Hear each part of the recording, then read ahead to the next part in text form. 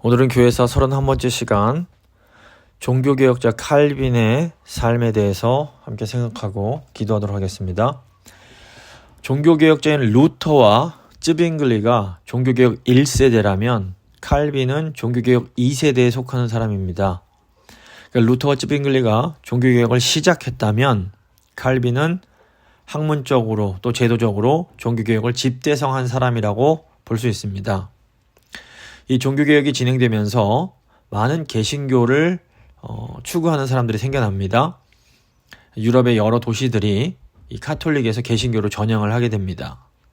이 루터와 쯔빙글리는 종교개혁 1세대로 1500년대 이 초반부를 담당을 했습니다.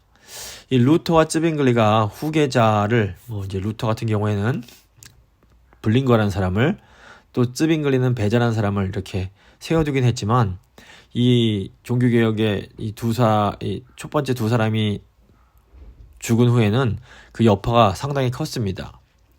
루터가 죽을 무렵에는 이 카톨릭도 내부적으로 개혁을 하면서 재정비를 시작하게 됩니다.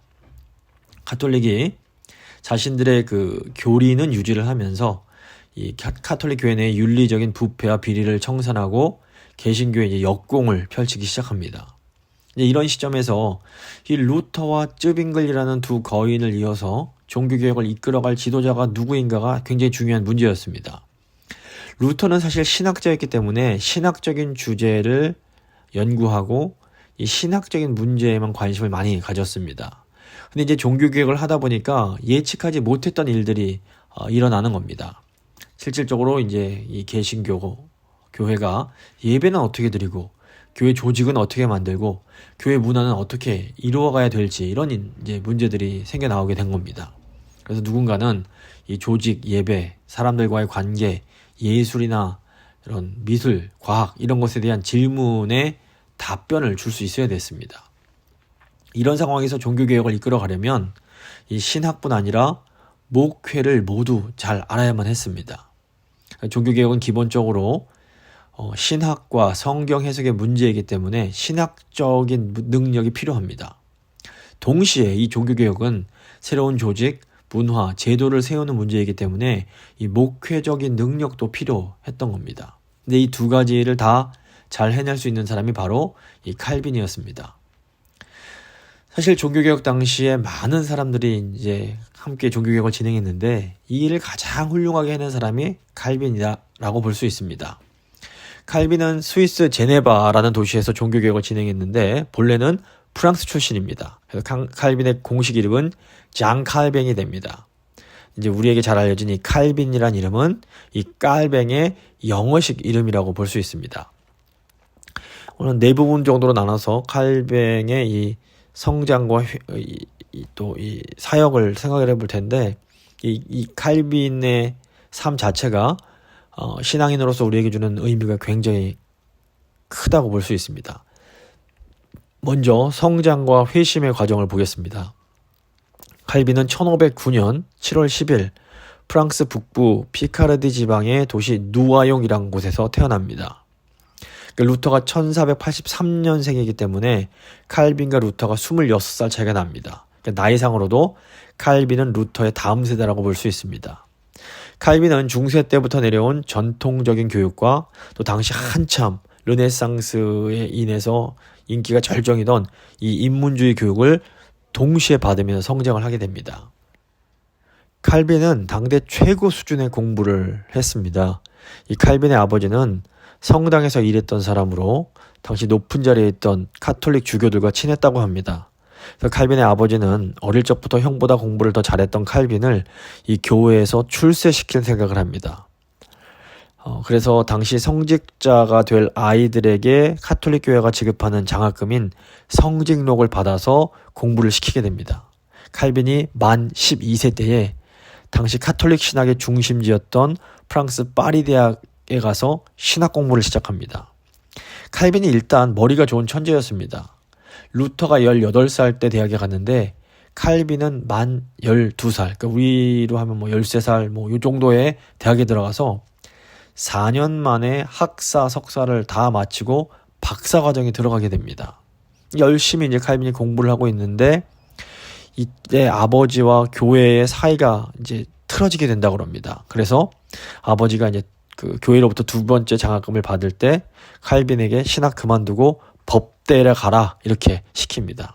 당시에는 이 법학도가 되는 것이 신분 보장 내지는 신분 상승을 꾀할 수 있는 출세의 지름길이었습니다. 순종적인 아들이었던 칼빈은 이제 아버지의 뜻에 따라서 신학에서 법대로 이제 전공을 바꾸게 됩니다. 또 천부적인 뛰어난 이해력과 훌륭한 암기력 덕분에 이 법대 시절 칼빈은 학생으로 배우는 신분이면서 동시에 정규 과목을 가르치는 강사로도 활동을 했다고 합니다. 그래서 1532년경 칼빈은 민법 전공으로 이 법학 박사학위에 해당하는 법률 면허증을 받게 됩니다.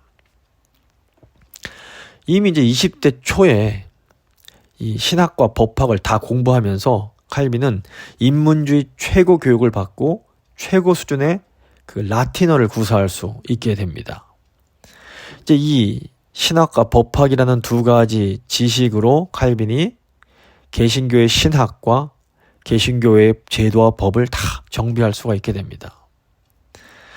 그러니까 이 두 가지를 공부할 수 있었던 것이 이 훗날 칼빈이 제네바에서 종교개혁을 잘 이끄는데 아주 중요하게 쓰이게 되었던 겁니다. 그러니까 하나님의 섭리 가운데 이런 일을 하게 됐다고 볼 수 있습니다.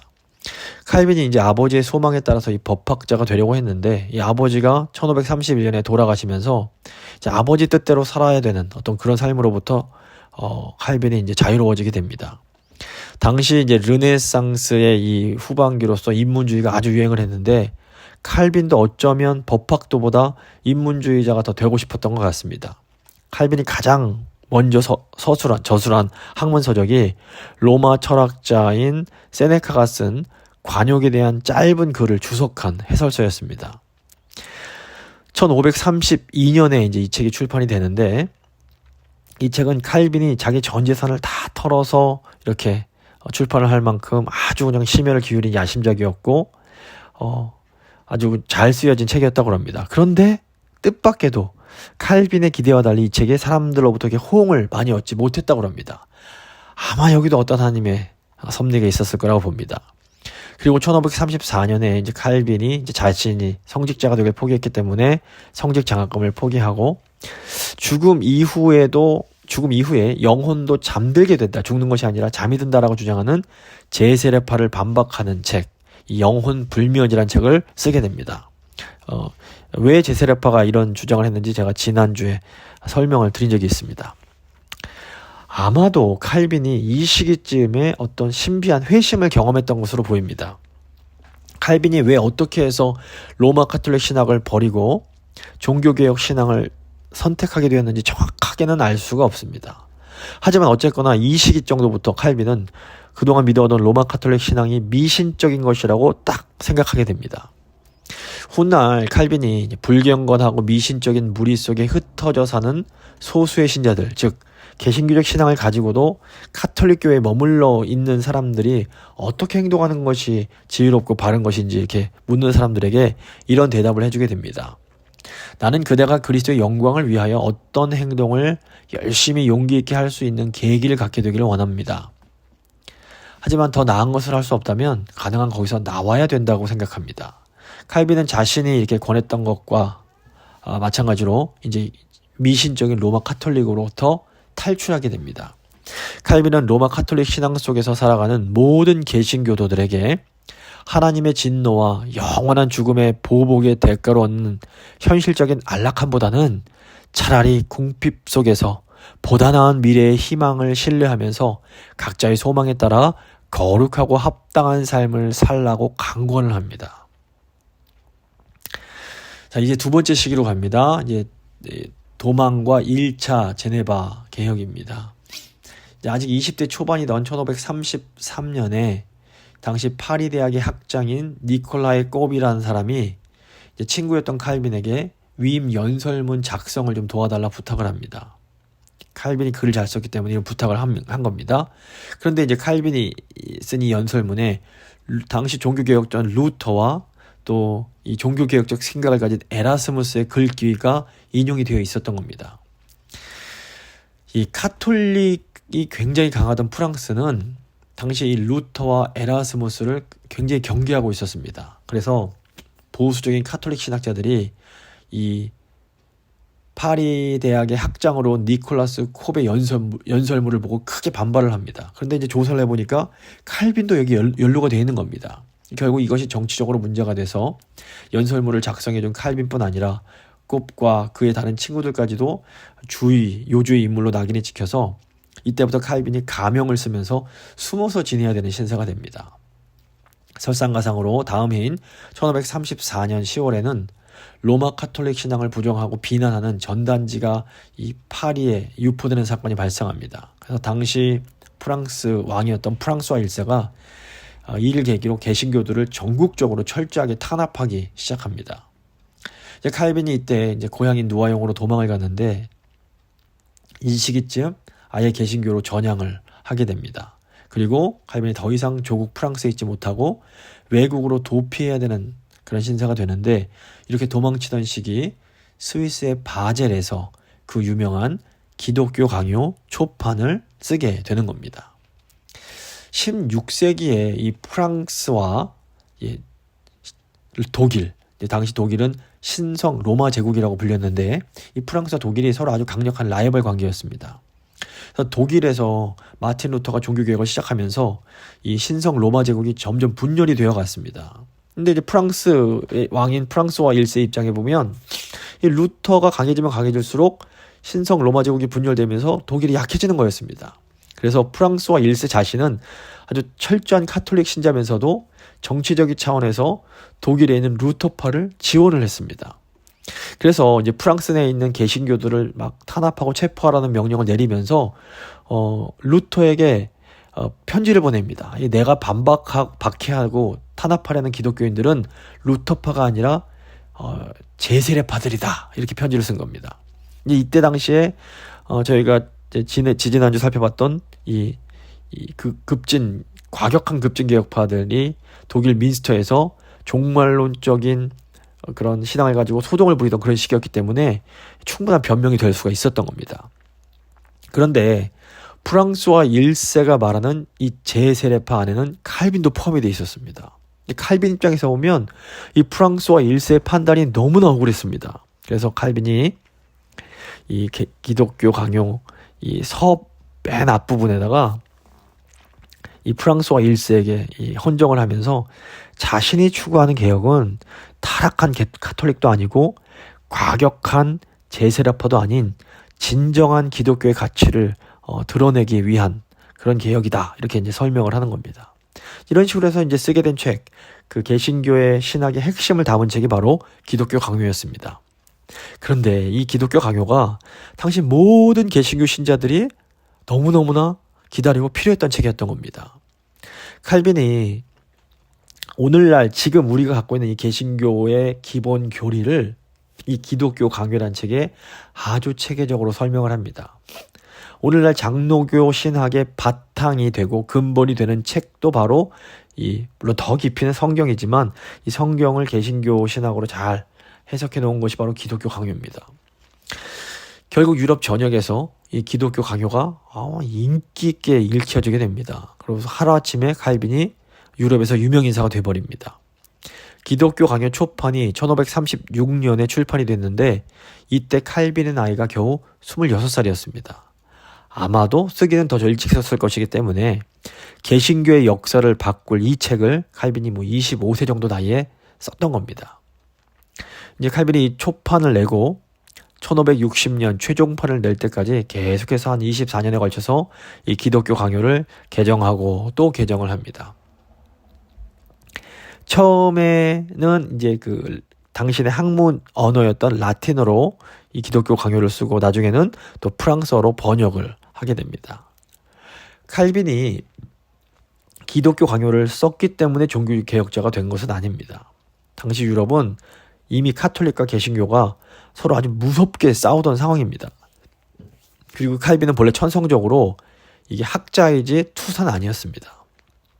칼빈은 싸움이나 논쟁 같은 걸 하지 않고 조용히 책 읽고 글 쓰다가 죽는 것이 그냥 평생의 소원이었던 겁니다.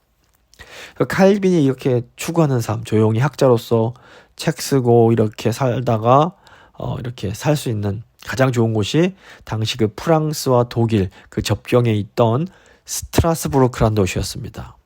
스트라스부르크는 이 정치적으로 중립국으로 개신교 신앙을 가진 사람들도 그곳에서는 자유롭게 살아갈 수 있었습니다. 그래서 칼빈이 이 스트라스부르크에 가서 공부하고 책 쓰면서 살고 싶었던 겁니다. 근데 이제 칼빈이 스트라스부르크로 가려고 하는 길에 이제 전쟁이 나서 옆으로 이렇게 돌아서 가야만 했습니다. 이 돌아서 가는 길에 스위스의 소도시인 제네바를 경유하게 됩니다.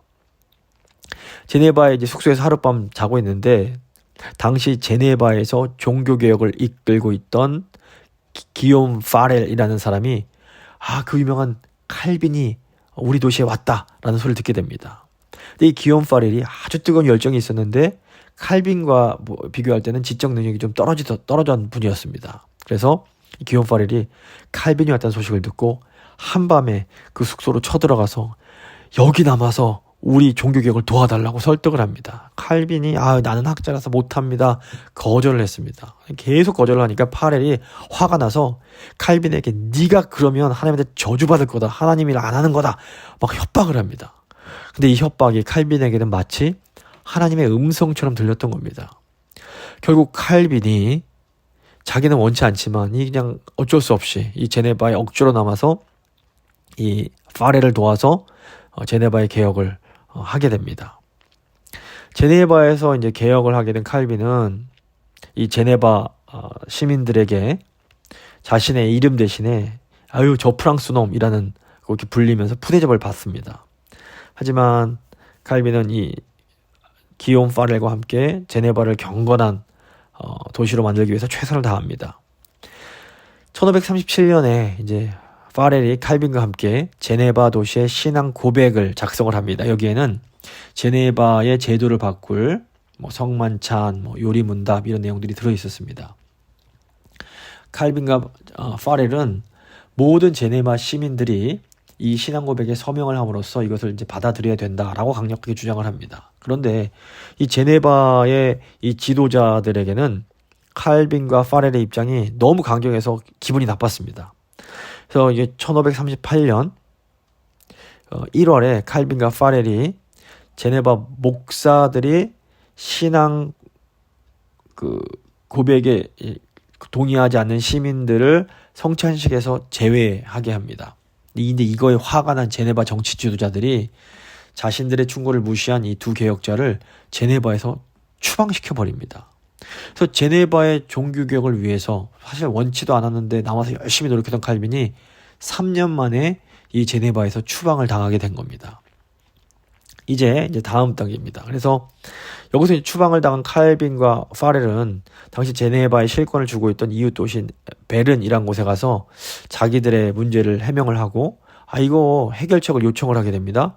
하지만 별 도움을 얻지 못하게 됩니다. 그리고 다른 도시인 쥐리에서 가서도 호소했지만 문제를 해결할 수가 없어서 다시 바젤이란 곳으로 가게 됩니다. 파렐은 이때 이제 다른 도시의 목사로 청빙을 받아서 이제 떠나가게 되고 칼빈은 자신이 이제 하고 싶었던 공부를 위해서 그리고 이 자신이 처음 썼던 기독교 강요를 이제 증보를 하기 위해서 이 바젤이라는 도시에 남게 됩니다. 그런데 이때 칼빈이 처음에 가고 싶어 했던 스트라스부르크에서 종교개혁을 이끌고 있던 부처란 분이 칼빈에게 와서 좀 우리 종교개혁을 도와달라고 요청을 합니다. 칼빈이 이제 이 제네바에서 종교개혁을 이끌어봤으니까 너무 부담이 되는 겁니다. 그래서 싫다고 거절을 하니까 요번엔 또 이 스트라스부르크의 종교개혁자인 부처가 또 협박을 하는 겁니다. 또 이 협박에도 못 이겨서 칼빈이 혹여나 하나님의 뜻을 거역할게 이게 두려워서 결국엔 또 스트라스부르크로 이제 가게 되는 겁니다. 칼빈은 이 제네바에서 그냥 시달렸던 중압감에서 벗어나 자유롭게 좀 학문에 할 수 있으리라 기대했던 이 바젤이라는 도시를 떠나서 또 굉장히 무거운 마음을 가지고 1538년 9월 이 스트라스부르크에 도착을 하게 됩니다. 근데 이 스트라스부르크에는 이 가톨릭에 이제 핍박을 당하던 이 개신교인들이 많이 이제 피난을 와 있었습니다. 그래서 칼빈이 바로 이런 프랑스 이민자들을 위해서 목회하고 또 학교에서도 이제 신학 강의를 할 수 있게 됩니다. 그래서 이 스트라스부르크는 대도시였고 돈이 많은 도시였기 때문에 칼빈이 사역을 시작한 지 얼마 되지 않아서 넉넉한 생활비도 받을 수 있었고, 이 스트라스부르크에 온 지 10개월이 지난 후인 1539년 이제 7월 29일에는 이 스트라스부르크 시민권도 받게 됩니다. 그러니까 칼빈은 당대 독일에서 가장 부유한 대도시 가운데 하나였던 스트라스부르크 시민으로서의 아주 좀 어떻게 보면 여유롭고 풍요로운 삶을 영위할 수가 있게 되었던 겁니다. 목사로서 칼빈은 이제 이 스트라스부르크에 있는 프랑스 난민 교회에서 자신의 그런 어떤 꿈을 펼칠 수가 있었습니다. 한 달에 한 번씩 성찬식도 거행할 수 있었고, 권징 조례에 따라서 강력한 권징도 실시할 수 있었고, 최초의 개혁교회 찬송가인 음악에 맞춘 시편과 노래, 선집을 또 만들어서 교회에서 부를 수가 있었습니다. 또 1539년에는 기독교 강요도 개정, 증보를 할 수가 있게 됩니다. 이 칼빈이 원래 바젤이라는 도시에 머물고 싶어 했던 가장 큰 이유가 바로 이것 때문이었는데 이걸 하게 된 겁니다. 또 1540년에는 칼빈의 최초 주석인 로마서 주석도 출판을 할 수 있게 됩니다. 이 스트라스부르크 생활을 하는 동안에 칼빈은 사람들로부터 학식이 풍부하고 경건한 전문가, 프랑스인 이렇게 알려지게 됩니다. 존경도 받고 생활도 편안해지게 된 겁니다. 그리고 이 시기에 칼빈이 결혼도 하게 됩니다. 칼빈이 천성적으로 몸이 약해서 주위에서 이제 좀 건강을 위해서라도 결혼을 좀 이렇게 시키려고 노력을 많이 했다고 합니다. 칼빈이 계속 거절을 하다가 결국 결혼을 하는데, 결혼했던 배우자가 이미 아이가 여러 명 있는 제세례파 출신 과부였습니다. 칼빈이 그 여인과 결혼을 했던 이유는 그 여인이 성경적인 여인이었기 때문이었습니다. 아마도 이렇게 목회도 하고 결혼도 했던 이 시기가 인간적으로는 칼빈에게 가장 행복한 시기였을 수 있습니다. 그런데 이 결혼 생활도 오래 지속되지 못하고 9년밖에 지속되지 못합니다. 병으로 자녀들이 죽고 이후로 부인도 죽으면서 이후로 15년 동안 칼빈은 계속해서 독신으로 살게 됩니다. 이제 칼빈의 마지막 인생인 이제 2차 제네바 개혁입니다. 근데 하나님께서 칼빈을 내버려 두지 않으십니다. 칼빈과 기욤 파레를 추방한 후에 이 제네바가 거의 무정부 상태가 되어버립니다. 결국 제네바 시의회는 스트라스부르크로 사람을 보내서 삼고초려를 해서 칼빈을 데려오게 합니다. 근데 칼빈은 절대로 이 제네바로는 다시 돌아가고 싶지 않았습니다. 그러니까 칼빈이 제네바 시절만 떠올리면 하루에도 1000번씩 죽었던 그 십자가라고 표현을 했을 정도로 정말 치를 떨었다고 합니다. 너무너무 힘들었던 것 같습니다. 이제 스트라스부르크에 있으면서도 칼빈이 종종 저기 제네바에서 오는 소식을 들은 겁니다. 그래서 제네바 시정부와 새로운 목사들에 대해서 막 불평하는 소리를 들으면 그때마다 칼빈이 목사는 하나님께서 세우신 말씀의 종이라고 하면서 그들에게 부족함이 보일지라도 그들에게 순종할 것을 이렇게 충고했다고 합니다. 근데 이제 이때 제네바에서 종교개혁했던 파렐이 제네바에서 다시 칼빈을 필요로 하고 있다라는 소식을 듣게 됩니다. 파렐이 또 칼빈에게 또 편지를 써서 다시 제네바로 돌아가라고 수차례 종용을 합니다. 근데 칼빈은 이번만큼은 파렐의 말을 듣고 싶지가 않았던 겁니다. 그래서 칼빈이 파렐에게 보내는 한 편지에서 만약에 제가 선택할 수 있다면 이 문제에 대해서만큼은 당신에게 순종하고 싶지 않고 다른 건 제가 다 듣더라도 이 말은 듣고 싶지 않습니다. 하지만 저에게 그 선택권이 없다는 것을 알기에 저는 제 심장을 도려낸 것처럼 주님께 희생제물로 바칩니다. 이런 글을 썼다고 합니다. 그래서 지금도 이 미시간에 있는 칼빈 대학교의 그런 학교 심볼이 이 심장을 드러내서 들고 있는 이 칼빈의 이 심볼을 쓰고 있습니다. 스트라스부르크에서의 이 18개월간의 시간이 이 어쩌면 인간적으로는 칼빈에게 가장 좀 편안한 그런 시간이었을 수 있습니다. 칼빈은 죽어도 제네바로 돌아가고 싶은 마음이 없었지만 이것을 선택하는 결정권이 자신에게 있는 것이 아니라 주님께 있다는 것을 누구보다 잘 알고 있었습니다. 말씀의 종으로 부름받은 목회자 칼빈은 자신이 어디로 가서 무엇을 해야 할지는 스스로 결정하는 것이 아니라 하나님의 결정에 달렸다는 것을 인정하고 고백을 하는 그런 사람이었던 겁니다. 결국 칼빈은 제네바 이 시의회에 그렇다면 내가 원하는 대로 이 도시를 개혁하겠다고 보장을 해라, 이렇게 확답을 받고 제네바로 다시 돌아가게 됩니다. 그리고 이때부터 칼빈은 제네바를 정말로 하나님께서 원하시는 그런 종교개혁의 중심지로 만들게 됩니다. 칼빈이 가장 먼저 했던 일이 교회 규범을 작성한 겁니다. 칼빈은 참된 교회 표지가 바른 말씀, 바른 성례전, 그리고 바른 치리에 있다라고 봤습니다. 오늘날 장로교회 그거를 이제 세웠던 겁니다. 칼빈은 목회자의 타락이 교회의 타락에 가장 직접적인 영향을 준다라고 생각을 했습니다. 또 목사도 죄성을 가지고 있기 때문에 어떻게 하면 목회자들이 이렇게 건강한 신앙을, 건전성을 유지할 수 있는지에 대한 고민을 많이 합니다. 그래서 이제 장로교회의 어떤 그런 제도를 만들어내게 되는 겁니다. 그래서 목사들 간에 서로를 스스로 돌보고 자신을 돌보는 시간을 가질 것을 규범화합니다. 그래서 이제 이런 그 장로회, 그러니까 노회 이런 것들을 이제 만들게 된 겁니다. 칼빈이 제네바를 개혁하는 과정에서 수없이 많은 어려움들이 있었습니다. 여전히 정치적으로, 신학적으로 칼빈을 대적하는 사람들이 많이 있었습니다. 특별히 이제 제네바 토박이들은 칼빈이 외국인이라고 싫어하고 너무 엄격하다고 싫어했습니다. 또 칼빈 신학에 반대하는 사람들도 계속 생겨납니다. 근데 이렇게 어려운 중에도 칼빈은 아주 무엇보다 중요한 업적을 세웠는데 그게 뭐냐면 제네바 아카데미라는 신학교를 만든 겁니다. 칼빈이 이 제네바 아카데미에서 매일같이 성경과 신학을 가르칩니다. 그래서 전 세계, 당시 전 유럽에 있는 가장 우수한 청년들이 이 제네바로 유학을 와서 칼빈 밑에서 개혁신학을 배우게 됩니다. 그리고 이 사람들이 다시 영국 본토, 스코틀랜드, 네덜란드, 독일로 돌아가서 이 개혁신학을 전수하게 됩니다. 훗날 스코틀랜드에서 장로교를 세운 존 낙스도 이 시기에 칼빈 밑에서 공부를 한 칼빈의 제자입니다. 당시 칼빈이 공부했던 이 파리 대학이 가톨릭 학문의 중심이었다면 이 칼빈이 제네바에 사온 제네바 아카데미는 개혁 교회의 중심이었습니다. 칼빈이 이 제네바 아카데미에서 카톨릭과 대항할 수 있는 아주 똑똑한 인재들을 양성해냈던 겁니다. 칼빈이 오래 살지 못하고 한 55년밖에 살지 못했지만 그동안 120권에 가까운 119권이라는 방대한 책을 저술합니다. 아주 부지런히 열심히 이렇게 강의하고 설교하고 책을 썼던 겁니다.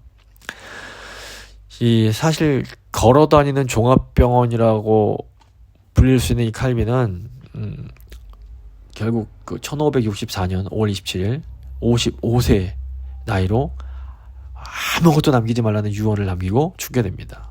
비석도 세우지 말라고 해서 지금도 칼빈의 무덤이 정확히 어디 있는지 아는 사람이 없습니다. 그 위대한 종교개혁자인데 지금은 무덤조차 알지 못합니다.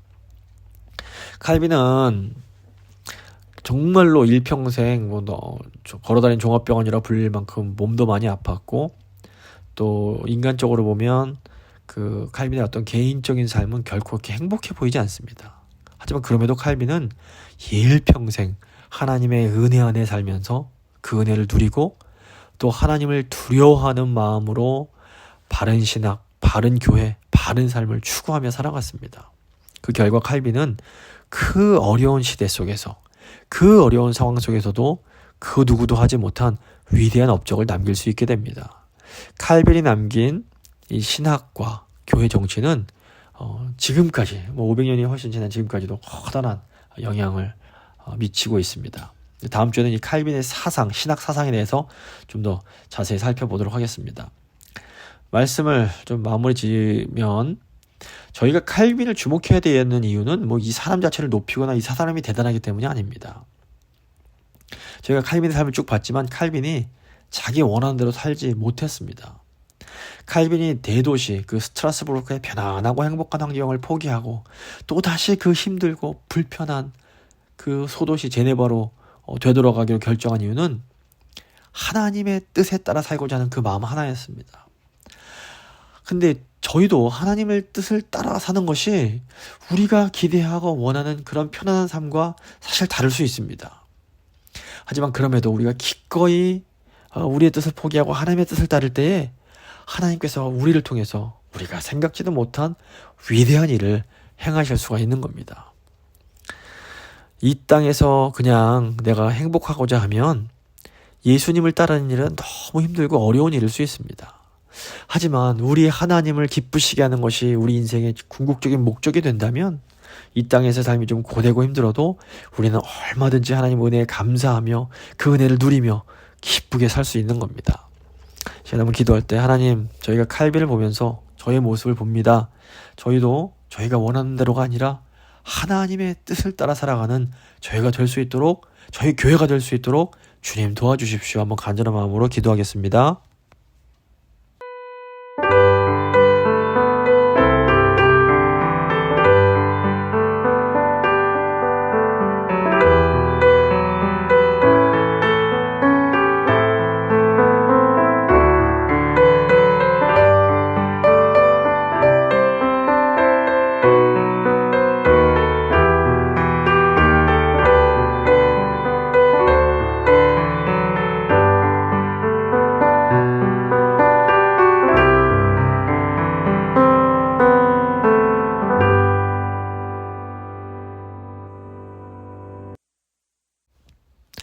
살아계신 하나님, 칼빈의 삶을 통해서 하나님 앞에 선 성도의 삶을 다시 한번 생각하게 됩니다. 이 땅에서 행복과 이 땅에서의 안락이 아니라 오직 하나님의 뜻과 하나님의 영광을 위해서 살아갔던 한 신앙의 선배의 모습을 보면서 마음이 숙연해지고, 또 저희도 정말로 다른 것이 아니라 하나님의 뜻을 따라 살기를 간절히 소망하게 됩니다. 주님, 저희 너무나 연약하고 부족합니다. 하지만 정말로 저희도 다른 것이 아니라 하나님의 뜻을 따라 살아갈 수 있도록 주여 저희를 붙들어 주시옵소서. 모든 것 주께 의탁하며 귀하신 우리 구주 예수 그리스도 이름으로 간절히 기도드립니다. 아멘.